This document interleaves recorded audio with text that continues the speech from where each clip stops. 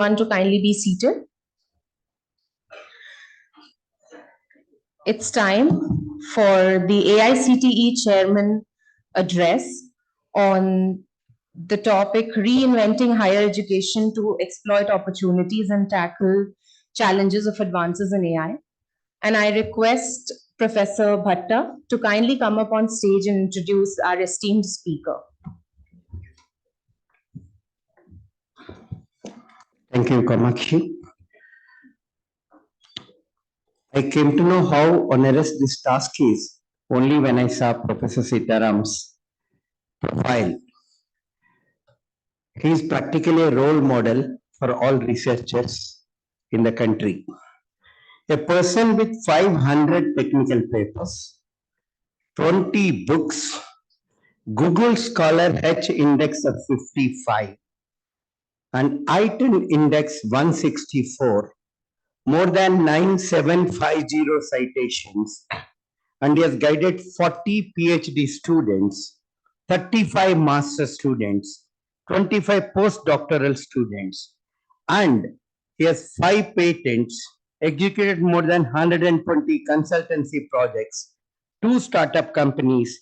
To his credit, he was listed world's top 2% of the scientists for the most cited research scientists in various disciplines by Stanford University. Be alert if for 2020, 2021, 2022, and 2023. Sir, it's really an honor to get a chance to introduce you on this dais. With this, I want to welcome Professor Sitharam, who is presently the chairman of All India Council of Technical Education, Government of India. Before that, he was director of IIT Guwahati for about 3.5 years, and various other posts. When I see and their list of posts, I want actually chairman told me that he's really wants to maintain the time, so I don't want to take more time. But he did his masters from he did his BE from University of Mysore and masters from Indian University of Science, Bangalore in 1986, and PhD from University of Waterloo, Canada, and worked in Canada for some time in University of Waterloo, then University of Texas at Austin, before moving to IISc, where he has worked for close to 30 years. He has been a fellow of Indian National Academy of Engineering. He is a fellow of American Society of Civil Engineers and fellow of Institution of Civil Engineers UK, and diplomat of Geotechnical Engineering from Academy of Geo Professionals ASSE, honorary fellow of IGS, fellow of ISET, fellow of ISES, and many other societies. Sir, I will stop here because it is a 2-page profile. It's really an honor to have you here. We request you to please come and deliver your address.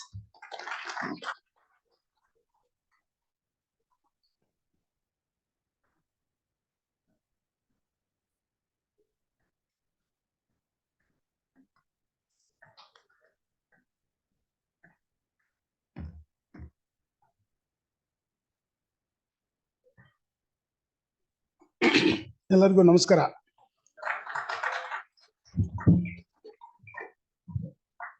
Good afternoon to all of you.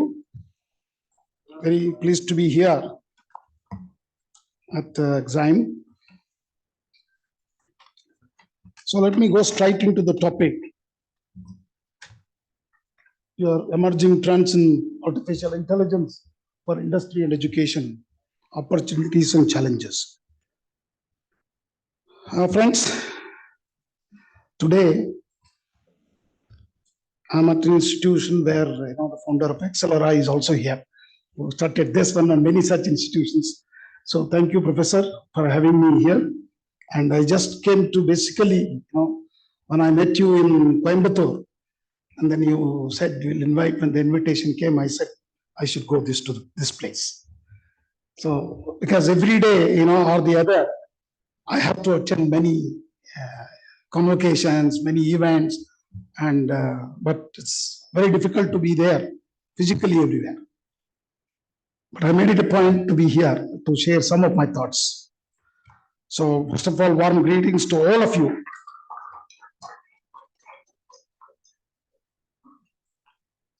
to organize this conference.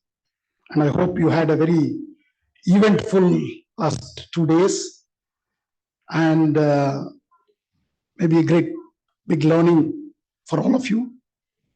And this is going to be the last day, and there is a valedictory after this, maybe after Somnath's speak.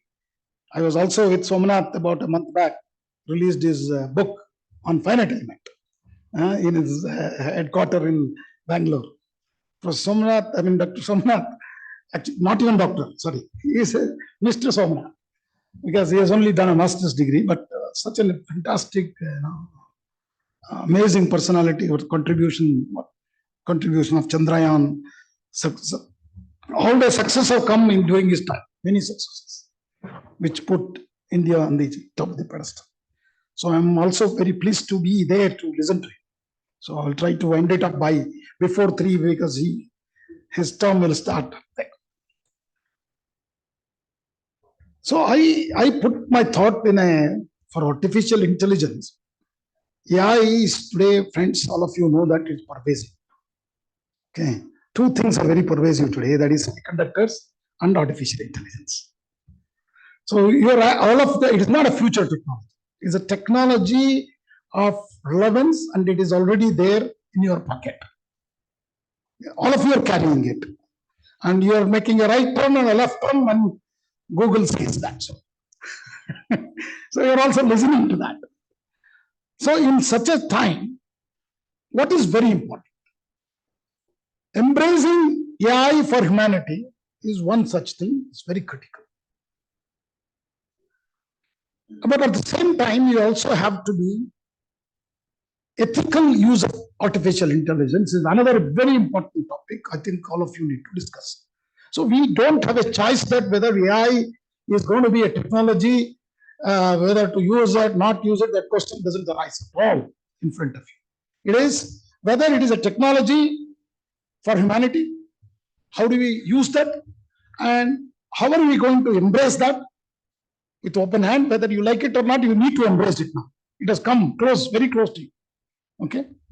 So it signifies basically a paradigm shift the way we think and do things. And one such example I can give you is when I joined All India Course for Technical Education and leaving a director of an IIT job. Okay, I just moved it because the numbers were really attractive. Those who wanted to, young people who are at the back, all of our institutions have got an approval from All India Council for Technical Education. So what is this approval? Let me tell you about AICTE briefly before moving to the topic. I'll get some water. Yeah. All India Council for Technical Education was an advisory body for the government of India, started as early as 1945 by British. Okay, 1945. It was an advisory body for government of India. It remained as an advisory body until 1987. And Karnataka is the first one to start large number of engineering colleges. And then, followed by the neighboring states, Tamil Nadu, Kerala, Maharashtra, then United Andhra Pradesh before Telangana has also started.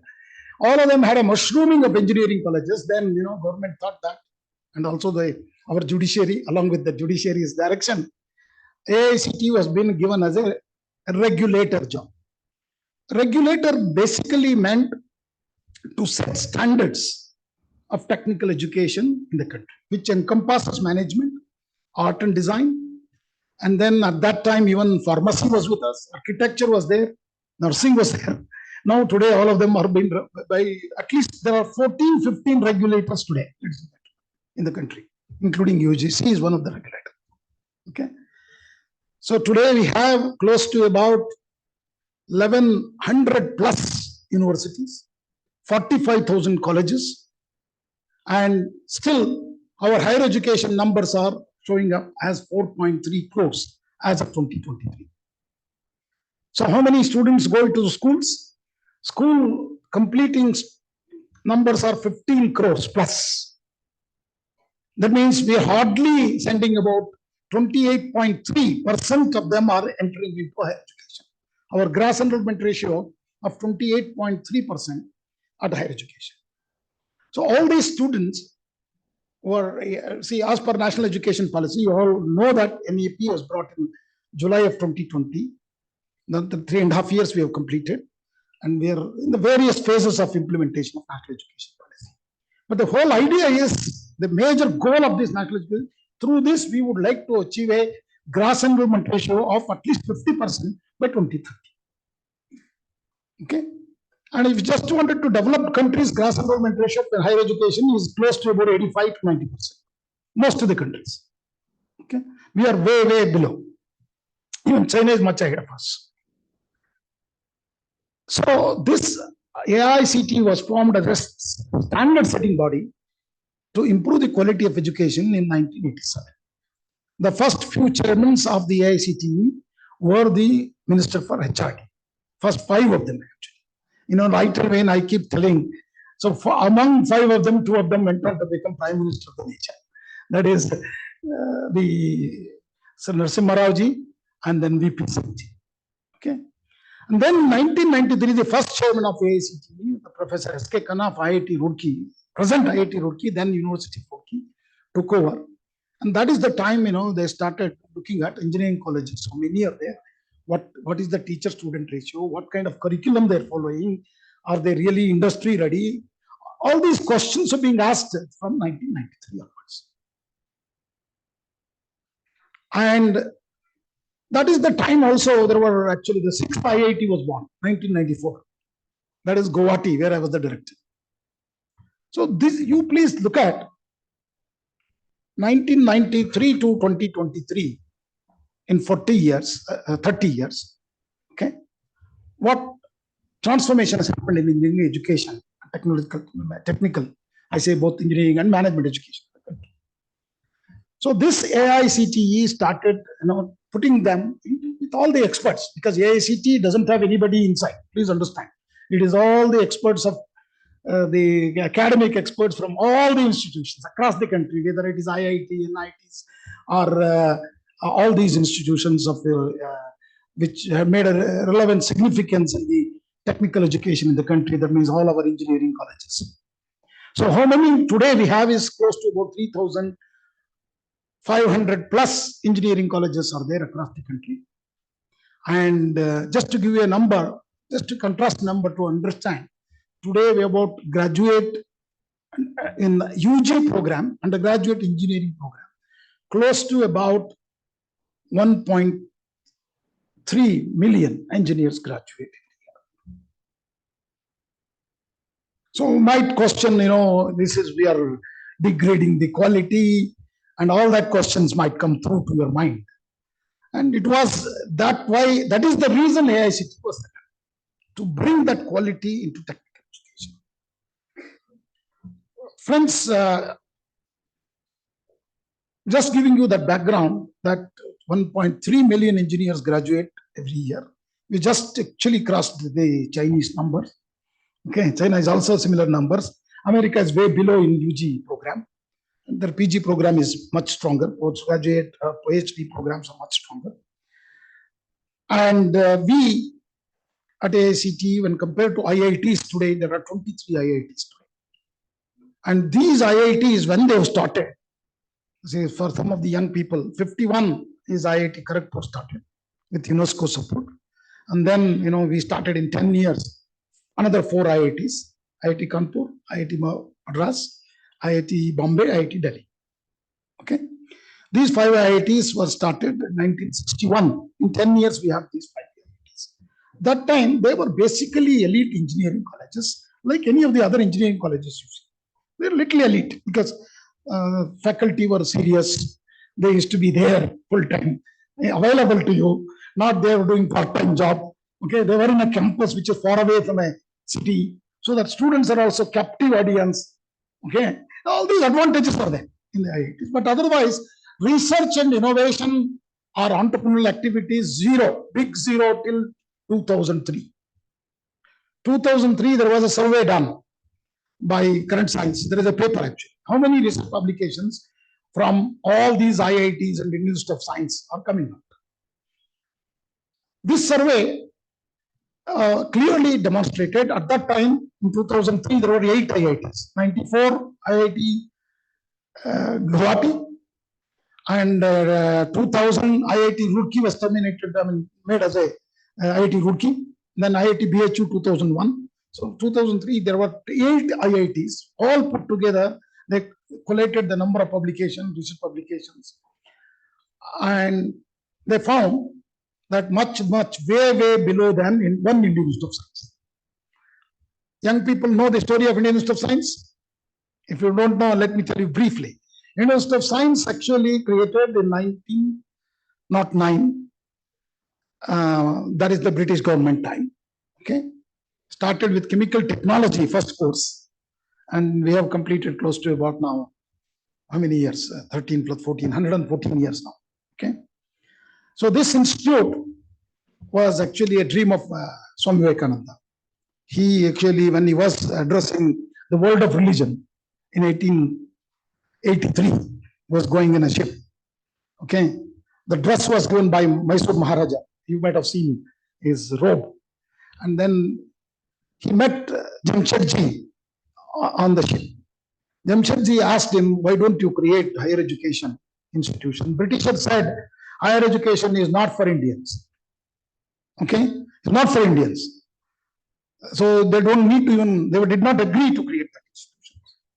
So they finally agreed to create with all the push and pulls of Nivedita and many other people, with Mysore Maharaja coming into picture. Indian Institute of Science born 1909. By then, Jamshedji was no more.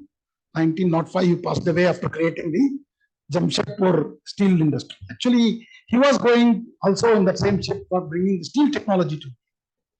He was a textiles member. That's the story which was born, which was created as a research institution, which was originator of Mysore sandal soap, if you did not remember. Okay, even today that factory is there just across IISc's Yeshwadpura circle.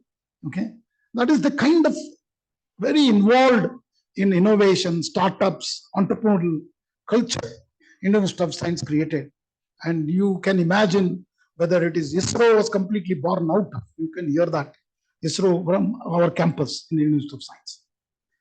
So coming back to the story, you heard about IAS, So let me come back.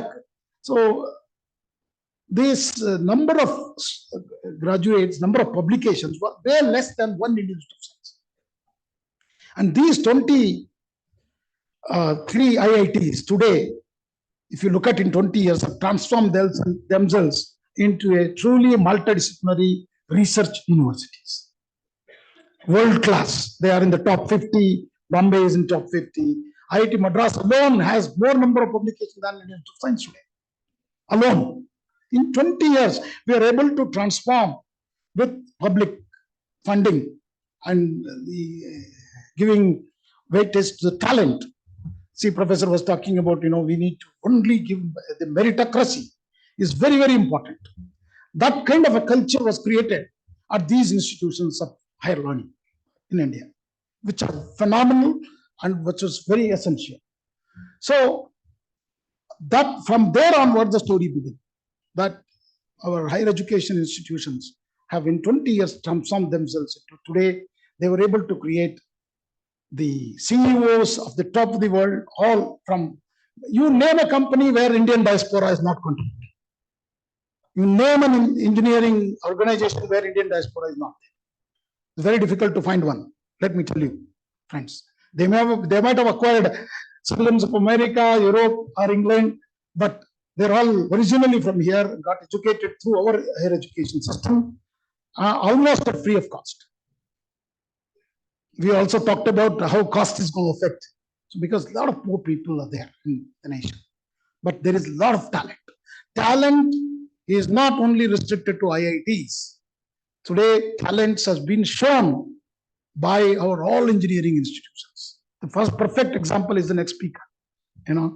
Is a perfect example. Okay, he just from a TKM College of Engineering, but the way they've demonstrated, they can put into on the South Pole first in the almost in the world. Okay, it's a mind-boggling. You should listen to him, how the Chandrayaan project happened after a failure of Chandrayaan 2. This is mind-boggling.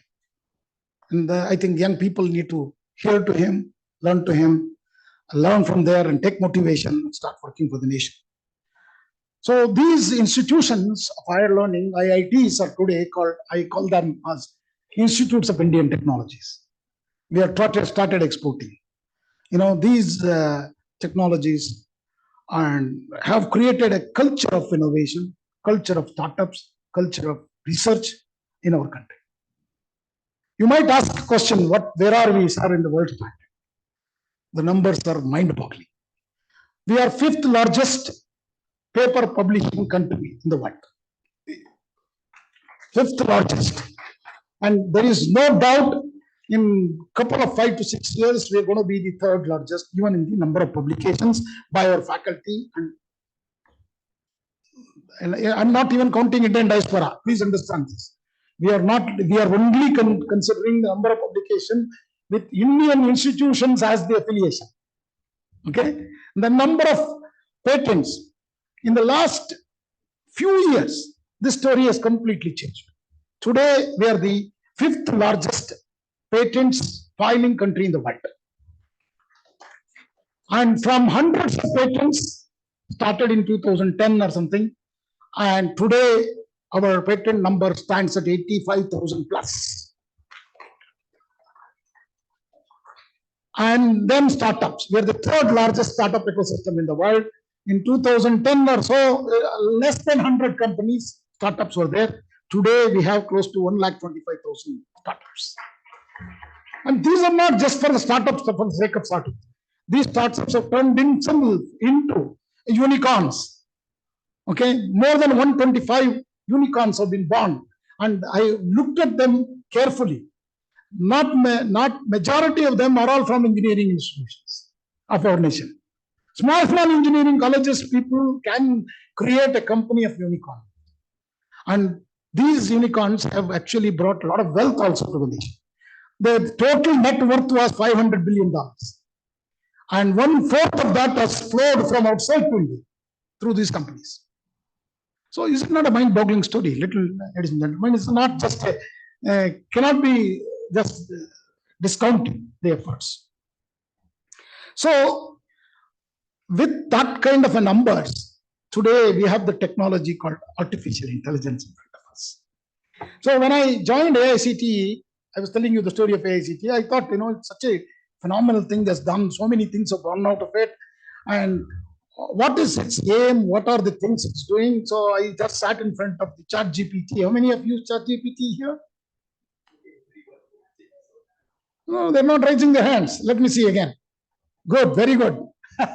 So ChatGPT 3.5, the free version was released in November. You remember? 23. I joined in December 20.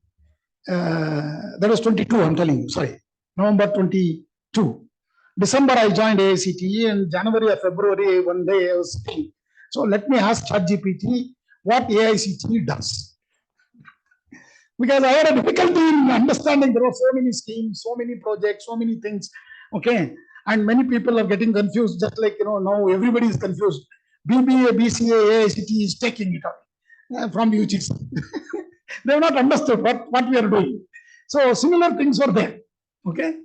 So I asked ChatGPT, what does AICTE? It threw away 15-20 pages in front of me in 5 seconds. And then I had a difficulty in reading that. Then I thought, let me ask a very intelligent question to ChatGPT. I said, write a poem about AICTE in 4 stanzas, covering entire activity of AICTE. Believe me, ladies and gentlemen, in 10 seconds, there was a beautiful poem in English, in 4 stanzas, covering the entire AICTE's activities, better than what I had understood on that day. That means I had not even seen some of them. So, from such a scenario, then immediately human beings will never be satisfied. I said, translate this in Hindi. Another 2-3 seconds, Hindi poem was also in front of me. Why I am telling you this story is, we thought that poets are born, their skill will come through either from ancestors or through the blood, And this is not a skill which can be acquired. But this machine has acquired that skill in 10 seconds. Even if I hired a poet to write a poem about AICTE, he requires 6 months minimum to understand entire activity of AICTE, concise into a poem of 4 stanzas. Is it not? A good poet, I'm telling you. Because we had asked in 84 Dr. Subbarayappa to write In Pursuit of Excellence in Institute of Science, what he has achieved in 75 years. It took 1 year to write the book. Okay. So then, when I took a delegation on semiconductor to some vice chancellors, 10 vice chancellors to Taiwan, they had established, students have established some projects in front of me. And they had actually given me a project. One project was attracted my attention. That was a robot he made to play a guitar. Okay. And that was many students of our country also does that, say, through the innovation, projects. When we go, many of them do that. But this boy had adopted AI, trained, that means composed the music and asked the robot to play it. That means entire musician role was also captured by this machine.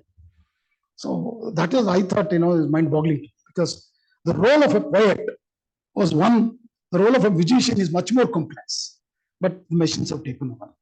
So please remember now, what we need to do is not just adopt AI for humanity's sake, for us, we also adopt ourselves to learn newer things, better things.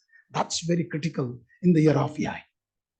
Okay, so these machines can take any jobs, but we don't need to be scared of that, because we have to develop critical thinking. Okay, and human mind is much above that, because some of those things which cannot be done by the machines, but anything memory, anything on data, machines can do much better than job than man. It's very, very clear. So as the world is constantly evolving, the challenges are coming to us, and AI is one such challenge posed to us in fact. So what I'm more worried about is not about the AI taking the jobs away. Okay, you have heard so many things, and many surveys are there. This many jobs will go, this many jobs will become redundant, this many job roles will become redundant, all that we have heard.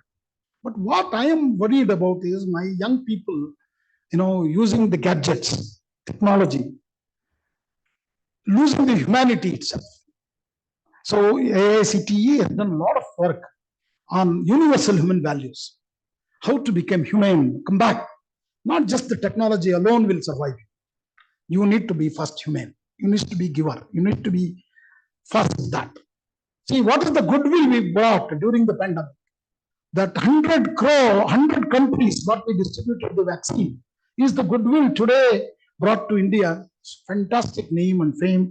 We run through the G20. We could meet all those the leaders who have come from different countries. G20 always felt that India is a giver.